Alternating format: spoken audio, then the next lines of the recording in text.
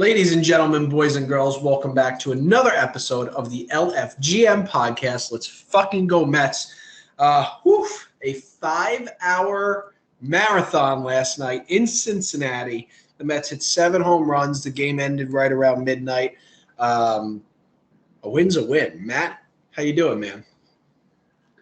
Doing good. What a game. I mean, from the first inning on, there was always something that was happening. We take that early 3-0 lead. Like, Pete hits the home run. We go back to back. I'm like, all right, feeling pretty good right now, Jared. Yeah. I got some support. Like, let's go, baby. And Yep. I feel hungover from that game. Like, just an emotional roller coaster. My body hurts. My brain hurts. Everything is just, ugh.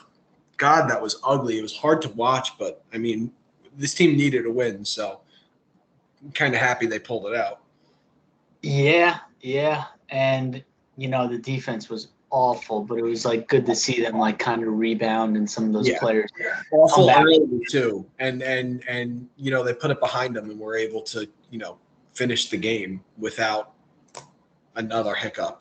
But it was I knew once we fell apart again in the second, and I was like, this is gonna be a long one. This is buckle up your seatbelts. The first inning took 45 minutes alone. I felt like I was watching Yankees Red Sox on ESPN, squeezing in 5-minute commercial breaks. What are we doing? Luis Guillorme had 3 errors. McNeil had 1. I was more mad at Jared Eichhoff. I was furious. I just needed a scapegoat, and I was so mad at Jared Eichhoff last night. And I was in the wrong. I just needed someone to be mad at. He happened to be the guy in the moment for me. I was furious. He's just a punching bag, he really pitched is. Nice. He pitched good. He pitched he didn't really give up many hard hit balls. Even the one single that brought in, I think it was an earned run too, that brought in a run. It was that dribbler down third base, and I'm like, man, this is just bad luck on his part. This is just. I know. He wasn't. He had 2 earned runs when you look at the stat line. Can you really ask for anything more out of him? Need the defense to show up behind you a little bit more. Yeah.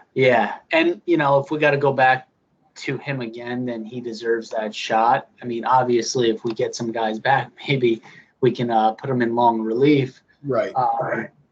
But in general, we got a lot to figure out with the bullpen. I was so excited when McCann hit that pinch hit home run. I was freaking out. I thought the game was over. Conforto hits the home run. They just kept fighting back, man. They kept fighting back.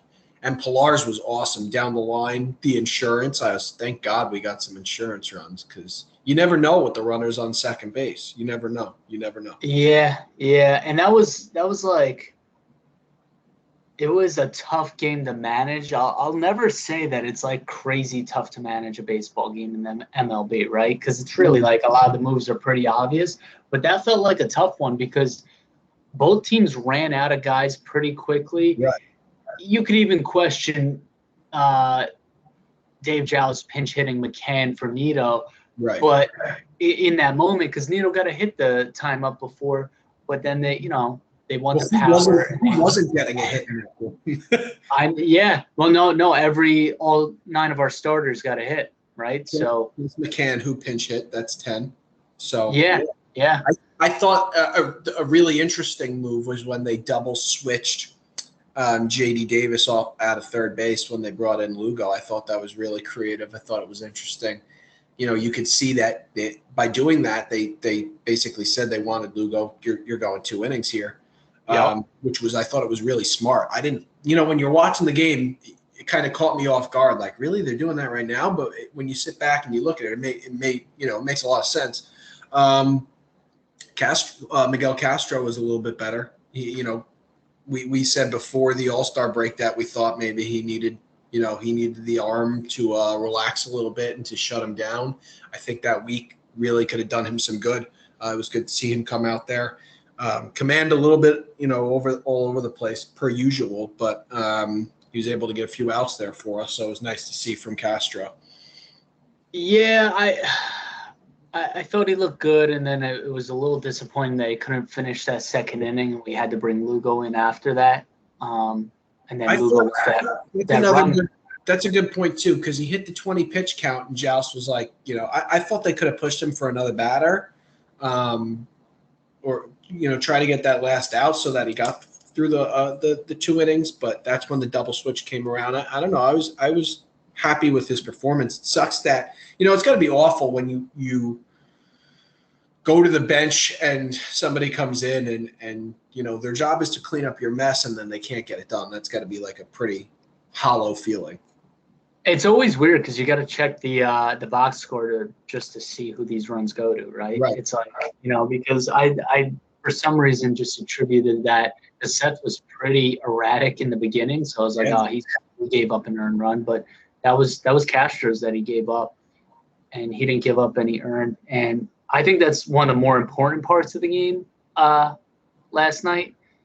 Monday night was Lugo. Those last 2 or 3 batters, that last inning, he looked pretty good. Yeah, he was much sharper, you could tell. And what was interesting was he kind of went away from the off-speed stuff, and he was really hammering in the fastball. I was texting you watching the game. It had late life to it, man. It was really popping the glove. It was, and he was darting it like it was hitting spots. Yeah, he had full command of the fastball, and you could see that. The game plan kind of changed to go away from that off speed. Like, he loves his curveball, right? We all know that. We all love his curveball too. But if you don't have command of it, and especially off of the major surgery that he's coming off of, it might take him a little while to regain the grip and the feel and the arm slot that he wants to be releasing it from every single time. Fastball is on point though. Yeah. No, he was darting it like you said, especially that second inning. He looked good.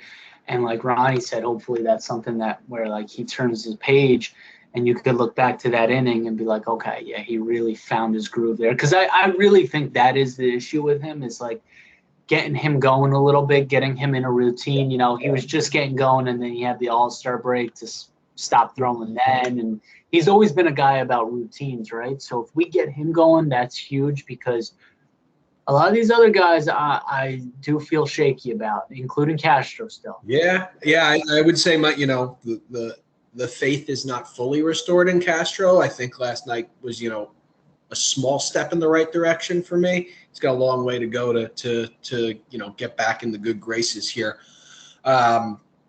Trevor May got put into the game, and it was like, really have to. We're going to wait until the 11th inning to use him. I thought Anthony Banda might have finished the game off, but Trevor May looked good too. I mean, that's another one who he has been a bit of a roller coaster this year. I think we've seen more good than bad. He looked sharp. He looked really sharp, and that was his 3rd day in a row being used. Yeah, they wanted to really stay away from him, so I understood like Banda coming in too. Is it Banda or Banda? I have no idea. But no, he looked good. I mean, I get Banda coming in during that moment because he definitely can't throw today. You know what I mean? Like he needs a break at some point. But when you go 11 innings, there's only so many guys that you have. Tonight's game is going to be interesting, to say the least, but we'll talk about that in a little bit. Right now, I want to talk about what was not so great from the bullpen last night. It was Mr. Edwin Diaz, his 3rd blown save in a row. Just when you think you got to figure it out with him, it's like back to 2019, and I've been the biggest Edwin supporter of the last, I don't know, 2 seasons. It was hard to root for him that first year. This is bad. This might be my low point with him. He's saying that he needs a guy like Lindor out there to have faith in him and instill confidence in him. Like, dude, what? Really? What? Oh, yeah. I hope that was like misinterpreted. I hope so too, but that's apparently like what he said after the game. What if we trade you? Is a guy like Lindor out there? Like, oh, so that's why you've blown 3 saves in a row? Like, no. You blew 3 saves in a row because you have no command of your fastball. You're walking guys left and right. And Tucker Barnhart did him the biggest favor in the world last night, swinging at with like a 2-iron out there, swinging at balls in the dirt. Dude, Tucker Barnhart has no business. I know he's doing decent this year, and I like him as a catcher. He's got a great arm. Catcher. He's got no business going up there swinging at the first pitch after 4 straight, nowhere near the zone. Yeah. He's got no business doing. Like, dude, what game are you watching? Where you been? That was horrible, really bad. I laughed. I was like, "Thank you, dude," because I knew what was coming after that. Is just like, all right, throw him sliders at his back. I will say in Diaz's defense, like, was anything really hit hard?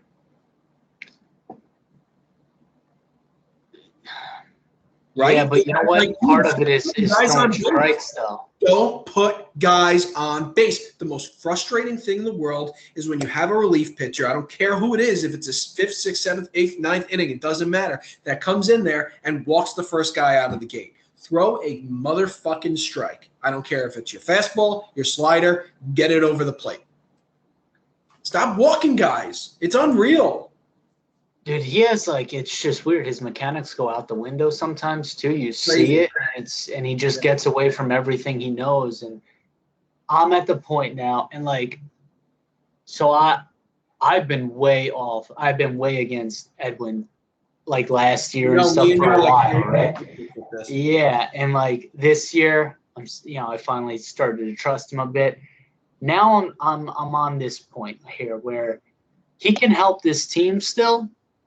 But there's nothing wrong with just using him situationally as opposed to he's our closer every single time. Yeah. I think the issue that is going to come up is that this guy sucks in non-save situations too. He's been awful this year in non-save situations. So – I had a friend tell me last night, he's like, well, Craig Kimbrel's at the top of my wish list now. It's like, well, then you're going to have, 2 closers on the team and one who can't be used in the 9th inning, essentially. What do you do? Edwin Diaz becomes a bag of balls. He becomes, nothing at that moment, doesn't he? Yeah, that's why listen, we know Kimbrel's going to be available probably because the Cubs are ready to part with everyone. But that's why, I don't know, I would probably lean towards someone else to help out with the bullpen. It's tough with this team because we literally talk every single week about what do we need, and it changes every single week because, last week it was hitting, desperately need a hitter, right? Now, not so much. I don't know, right? 2 weeks ago it was starting pitching, but if we get Carrasco coming back, which could happen in 5 days, we might ease off on that. Either way, I still feel that we need to get an arm that can transition into the pen, that can transition, maybe as a starter, whatever it may be, probably a veteran, but we can't have him be a consistent closer, Diaz. We just can't. So he's not where he needs to be for someone who I thought his first half of the season, he was an all-star to me. His ERA, the last 3 appearances is through the roof. His last 10 appearances have not been great. He's walking the world. He has no command. And mentally, he's not where he needs to be if he's talking about how, losing Lindor is affecting him mentally. He doesn't sound like a closer. He doesn't look like a closer. And quite frankly, he's not throwing like one, So here's the thing, too. You could almost see how he comes into the game and through his mannerisms and stuff and if he's confident or not. And, he could have a span where a week or 2 from now he's completely fine and dominated again. But we can't have this back and forth. What if he just loses it again in October? We can't play that game. So it's just consistent. So, what are our options? Well, I don't know. We do have some guys starting rehab assignments, right? Where, Yamamoto is not going to be a closer, but maybe a guy who might be coming back in the fall that might have Yeah, I know what you're going to say. Yeah, might not have closer experience, but has closer stuff, and maybe, will definitely pitch if he pitches like important innings is Noah Syndergaard. Here's the only issue. You're taking a guy who's coming off of major arm surgery, and instead of pitching him once every 5 days, you're going to ask him to go 3, 4, 5 times a week. Yeah, well, that's the thing. It has to be situational where we still have a bullpen by committee where Noah maybe closes out because you got to keep him one every 4 or 5 days, right? We know that. But if he takes one of those games and then maybe Edwin is, you see some stats where Edwin lines up with a lineup nicely, right? You put him in, maybe Trevor May one day. But I don't think – I want us to get away a little bit. My whole point is I want us to get away a little bit from okay, it's the 9th inning, we're up by 3 or less. Let's put him in the game automatically. Right. I'm not saying Noah's it because of that situation that you just brought up, but we can't have him just consistently come into the game. I know. Well, what do you do in the interim, right? Because Noah's September, and let's say that's the plan. I don't think it will be, but let's say just for this conversation's sake, it is. What do you do in the interim? Do you look at Lugo? Do you look at May? Do you maybe look at a guy like Aaron Loop, who's having an unbelievable season with the really low ERA, and say, hey, you're our best reliever right now. Go shut it down. Or do you go to a guy who has closer experience, Jerry's Familia? I don't know what the answer is, but it can't be Edwin Diaz right now, right? I think you just literally got to check the stats on the next 4 or 5 batters and who lines up the best with them, because it can't be it just can't be, man. It's we can't play this guessing game with which Edwin is going to show up, because he might be lights out Edwin all of August, and that's great, but then when we need him the most in September and October, that's not good. Right. It's not fair to the rest of the team. No. Have an entire season, basically be, handcuffed by one guy. We saw it in 2019. It feels like we're dipping one toe into that right now, and they've been able to salvage it a little bit these last, few games. But we've seen it before. The definition of insanity is doing the same thing over and over again and expecting different results. Let's maybe, there's got to be something in the works here. Let's step away from the bullpen. We'll do a little. We'll talk about the next few games here. We'll look at the NL East standings, and we'll talk about some injuries that have come up. So tonight we get Robert Stock versus Wade Miley. Wade Miley, low-key having a really good season for the Reds, 7-4 with a mid-2 ERA. Robert Stock gets his second start as a Met, and after the last 2 games and the excessive use of the bullpen, he's going to go out there and he's going to give you 5 or 6 innings, and no matter what he gives up, he's going to give up. So buckle up, because tonight could be a lot like last night. Yeah, no, that's fair. But that's we're kind of used to this at this point, right? We have these games where it's just we tend to win these games too, where we make a mess out of it and just try to hit our way out of it and mix and match with the pitching from the 4th inning on. Yeah, it's going to be an interesting game. I hope they can get to Wade Miley a little bit early. It would be nice to get some runs up on the board. But Wade Miley, again, like I said, he's having low-key a really good year.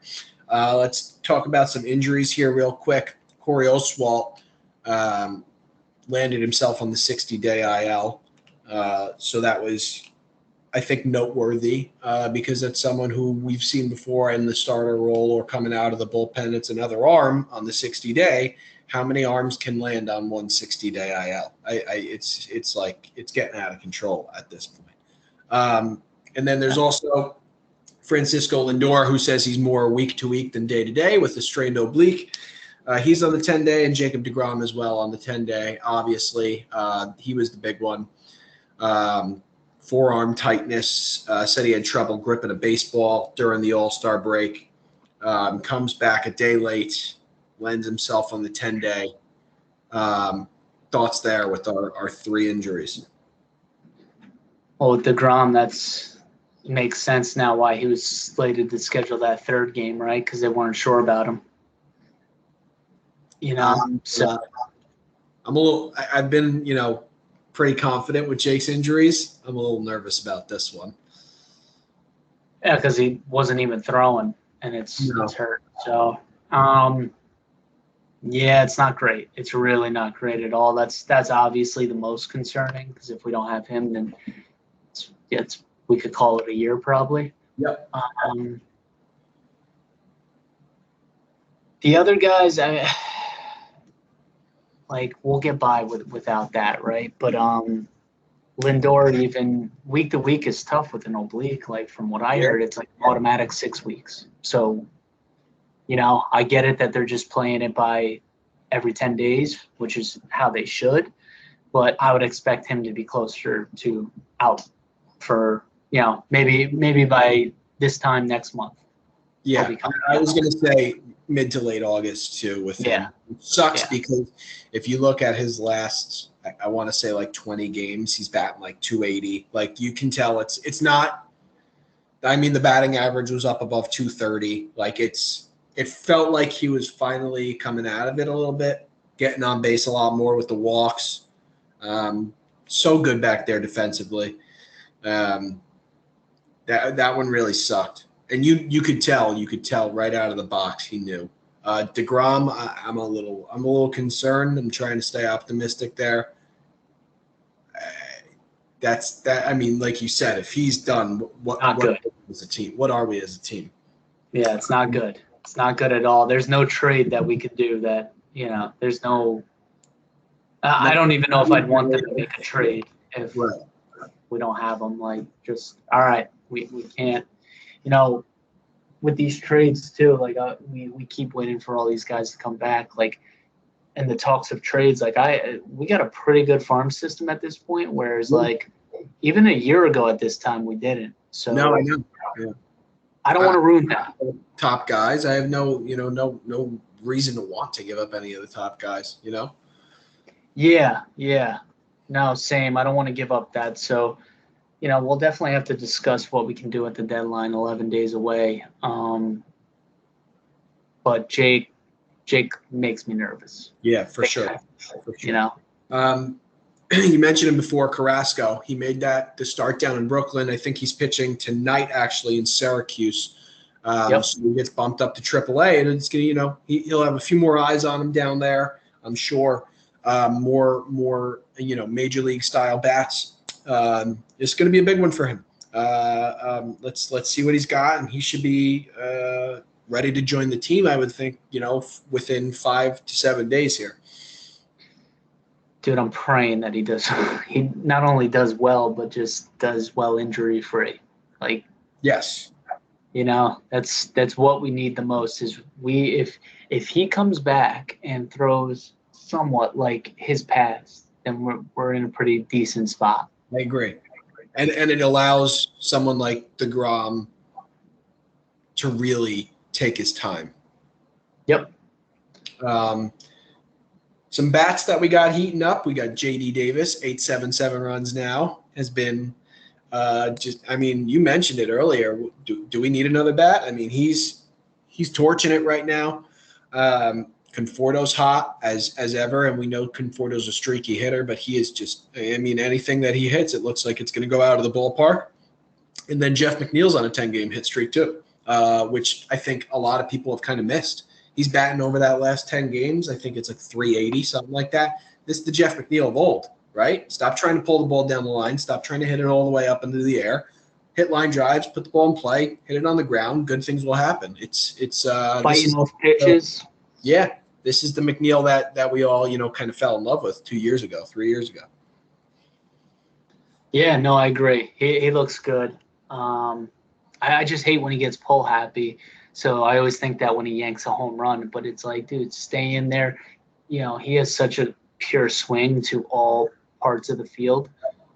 Someone like that, they should never another team should never think about playing a shift on you. If they're playing a shift on you, then you got to reevaluate.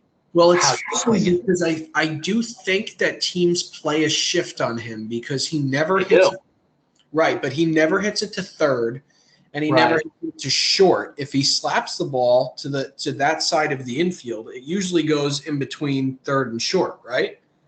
Or up the middle. And I think that's part of the reason. The shift is not necessarily because he's always pulling it. I think it's just putting the third baseman in a better spot. And then if you're going to put the third baseman there, well, why do you need a shortstop? Does that make any sense? It does, but would they have done this 2 or 3 years ago to McNeil? Because he did slap it down that third base line quite a bit. So if he just gets into that a little bit more, and he is a bit of a different player than he was 2 or 3 years ago. He found some pop a couple years ago, and that's what the game is. But he's as long as he's not striking out, he's a guy that should never really be striking out a lot. No, him and Nimmo, the two-strike approach, just foul it off. And you work the count, and Nimmo's got a great eye, McNeil too, where, Nimmo looks for his walks a lot more than McNeil does. McNeil will try to turn on a mistake, I think. That's really their difference with the two-strike approach. It's been nice to see him come around. I hope he can find more of that 2018, 2019 form there. Even, Alonso and Dom Smith have looked really good at the plate too. Dom, we saw earlier in the season, he was a little off balanced. I think he's coming along. He's finding himself and finding his balance. And then Pete, he just golfed that one out of there in the first inning last night. That was a piss missile to the back of the first deck. He's locked in. Yeah, he's having some good at-bats too. He hit a bomb there. Dom Smith, if he gets hot, he's someone that could carry a little bit too. I think we're all trending in the right direction with these hitters, which is good. It just seems to be the problem of the week is maybe our arms. Yeah, which is interesting because, as you mentioned before, the trade deadline only 11 days away here. And it seems like the needs of this team change from week to week. I would say top priority is adding a relief pitcher. I don't want to say a closer per se. I think just adding another arm back there would be really nice. I don't think you need a guy like Kris Bryant, although he allows you to, create a really flexible lineup with his positional flexibility there, being a corner outfielder or a third baseman. I don't think you need a guy like Adam Frazier if McNeil is going to be putting the ball in play like this. And I don't think I want to give up the assets that the Twins are going to ask for a guy like Berrios, which kind of leaves you to really look at the bullpen and try to bolster that, right? And trying to make it as good of a bullpen as you can. Because if you have a healthy DeGrom and a healthy Carrasco, and if Stroman can kind of get back to what we saw earlier on in the season and Taijuan Walker continues to perform at that all-star caliber level, you've got some really good caliber starting pitching that only has to go 6 innings, right? And you really want to get guys in the bullpen to make sure that they can patch it up at the back of the end of a game there. Yeah, so Kris Bryant, it seems like that's died down a little bit, but it's also like he's going to go somewhere. It's right. Just what is the asking price? From what I heard with Berrios, the asking price is crazy, so rule that out probably, right? It's good. And that's because they have control of him for a few more years. Oh, it's smart. It's what it should be. So nothing surprising there, but they did come out pretty much with that. It's a steep asking price. How realistic is a guy like Frazier? Because he's a young guy too that probably has some years, and they have some control over him. I have a guy. Okay. I really think they should look into, and I want to hear his name start to be thrown around there. He's on a losing team. They stink. He has experience starting, but most recently in the bullpen, and most recently closing games. He has pitched in New York before. He's in the American League. He plays for the Texas Rangers, Ian Kennedy. Ian Kennedy. Wow. He's having a good really well, man. throwing really well. He has 15 saves. He's got like, what is he? He's 259 ERA, 109 WHIP. In 2019, 2 years ago, he had 30 saves. So he's had this recent experience with closing where we could use him if we need it, but he's also a guy that doesn't rely on just being that closer, right? And what is Texas going to ask for? They're not. No, they're last place. They're horrible. Right. And like, what are we going to really give up for him? You know, like not much probably, but you know. No, I like it. I like it. You did your research there, man. Good job. Yeah, I mean, listen, I always think that it's you know, a good idea to bolster up the arms, and especially with everything going on, you never know. You don't want to play this guessing game. If we continue to get guys hurt 3 weeks from now, then we're screwed. You know. Right. So, I don't know. Like, does Bryant still intrigue you? He intrigues me, but at the right price. I mean, if JD Davis is going to play the way that he's playing, like, why would we give up on him and trade for a guy who could realistically walk at the end of the year? And if JD is a part of that trade, well, then you're fucked at third base, right? Yeah, I mean, I'm sure there's guys out there, you know, that you could fill in. But yeah, I mean, JD can hit the ball too. And it's just like, what would it take, really, right? It's probably, you're going to probably have to give up at least one top 10 guy. Let's be realistic, because there's going to be a few potential suitors for Kris Bryant. And they're all, you know, all these teams that are going to trade for him, they're also assuming that they're going to be able to sign him as well. So, you know, it did come out that even if we did get him, that, you know, we probably still could stay under the luxury cap, which is nice to know too. But at what cost? You know, at what cost in terms of our prospects? Yes, I don't know. Yeah, does JT Ginn or Ginn, does he get it done along with? See, I don't want to.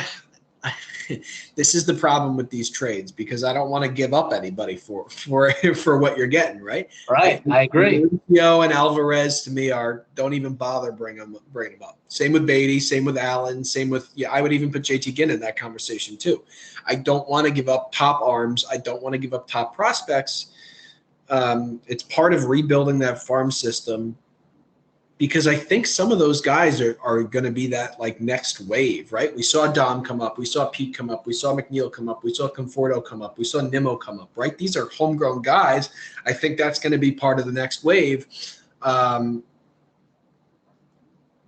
don't think it's worth it. Like, you have to realize, like, this could potentially be for a month and a half, 2 months, right? Like, I don't.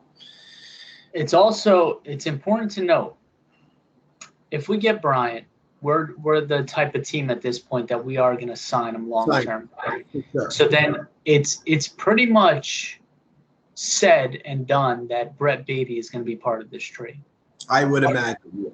Are you willing to give up Beatty for that? Because Beatty's estimated arrival into the bigs, I think, is next year. That's pretty quick. They expect him up by next year at some point. It's hard to answer that question, because I love Brian. I've always loved Brian. I think we would get frustrated with him at times as fans, because he does try to hit everything in the air, and it's pretty obvious. But the dude plays with heart, and he puts the team first, and he'll play corner outfield. He'll play third base. You can put him anywhere you want in the lineup. He'd be good with it. He's good defensively where he plays. Former MVP, right? Like, yeah, I mean, I'll give him credit too. Like, he's retooled his swing a little bit, where he's not just on that uppercut every time, which is nice. You know, he's cut down the strikeouts. He's got a little bit of a higher batting average, but you know, we gotta pump the brakes sometimes. He is hitting 265 still, right? So, you know, it's good. He's good, but how much better is he gonna make us this year? Yeah, I'm with you there. So, something to think about, but I think our number one priority should be too is also, like, we don't have to be World Series or failure this year, right? Like Bryant's going to be a free agent. So what, and I'm not trying to, but I am playing devil's advocate here a little bit, but like, all right, let's say he gets traded to, I don't know, Atlanta. I'm just naming a team, anybody, right? San Fran, who cares? It doesn't matter. I like San Fran better than Atlanta. Yeah, okay. He's going to be a free agent. Yeah. Go get him for nothing then. You don't lose a Beatty if you sign him as a free agent. I agree. And it's going to be tough to get a sign and trade done in the middle of the season. So especially with a Boras client, he doesn't really do that. So I agree with that completely. I agree. I'm going to take a stance here with not getting him. I always think the teams that win, when you look at them, even if you're the teams that get into the World Series, because it would be that's the goal, to get in and obviously to win. But the teams that get into the World Series and LA from last year.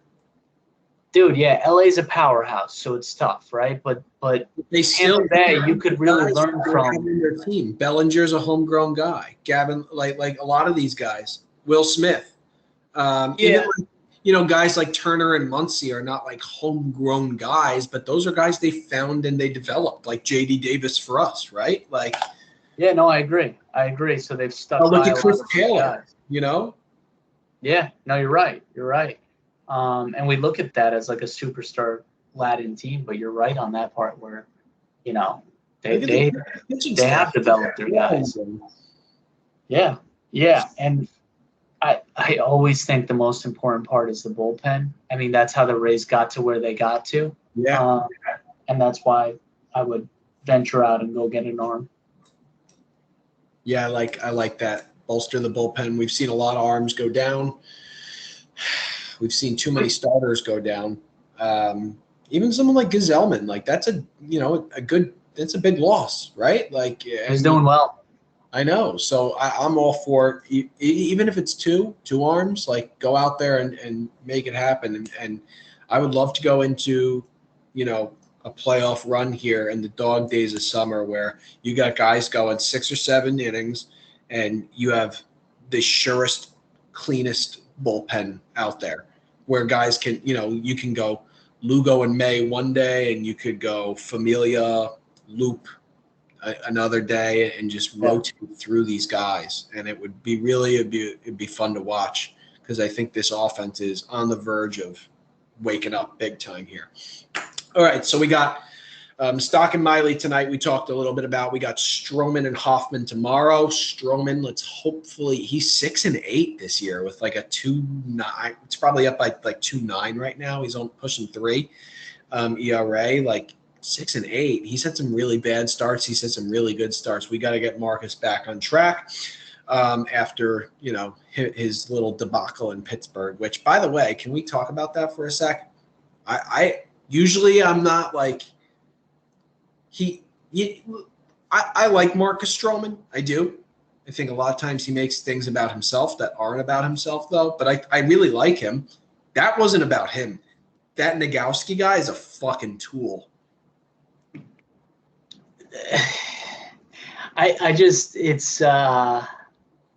It's weird because like Mets Twitter is like, oh, this guy's a bum.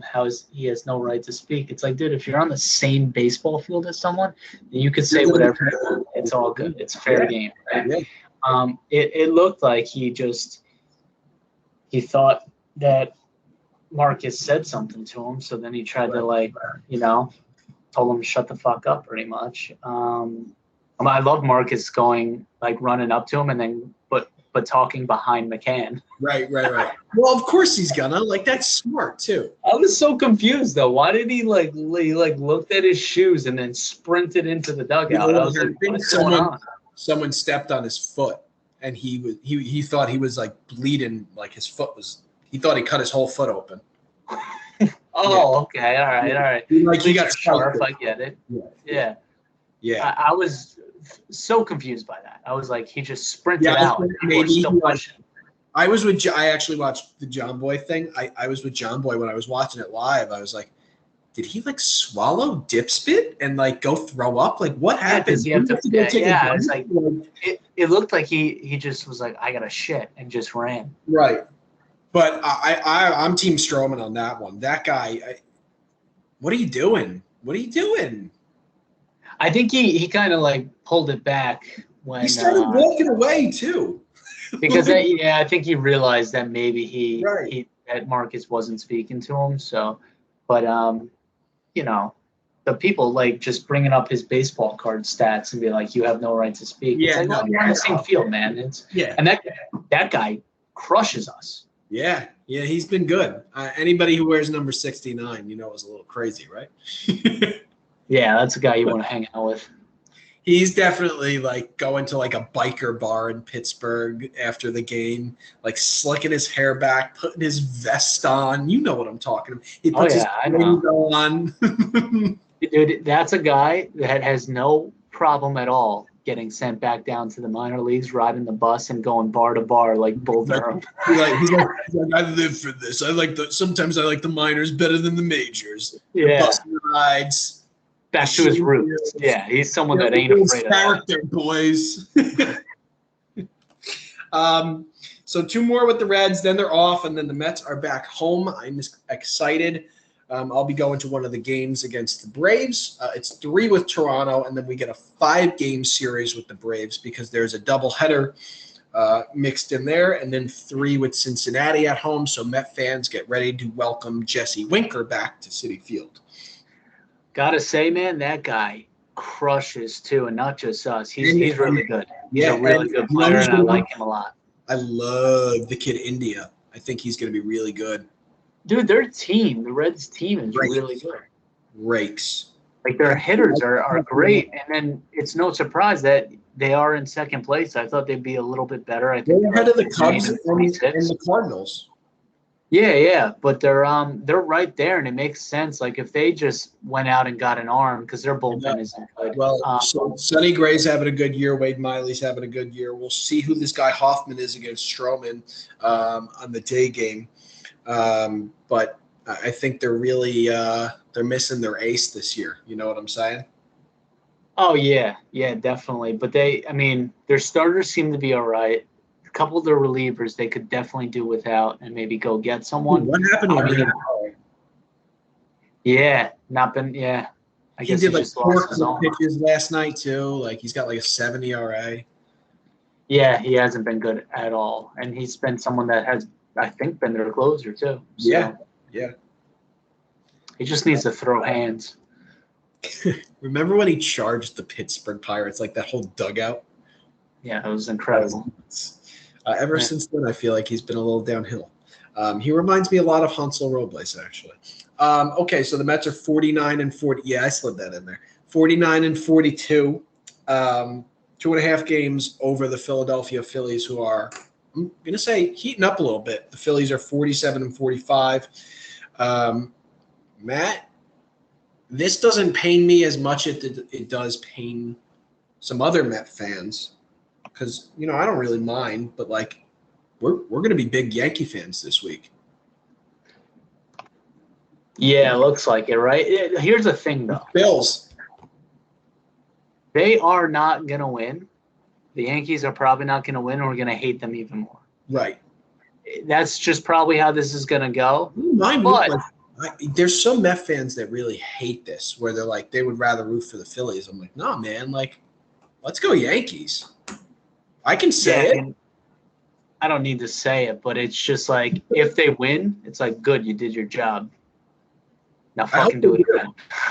I hope they do win. Yeah, of course. Imagine clean sweep of Philadelphia and Joe Girardi and send them back under 500 where they belong. Yeah, no, that's part of being a good fan and knowing the game. Exactly. We definitely want to put it. Dude, imagine if they could put them under 500. That'd be sweet. Nice. I'm excited to get 3 games with Toronto. It looks like we're going to see Steven Matz. We get to see Vladdy up and close and in person. We'll see George Springer, who the Mets had a lot of interest in this offseason. So that'll be a fun little series. And then 5 with Atlanta. 5 with Atlanta is going to be a big one. That's a big series.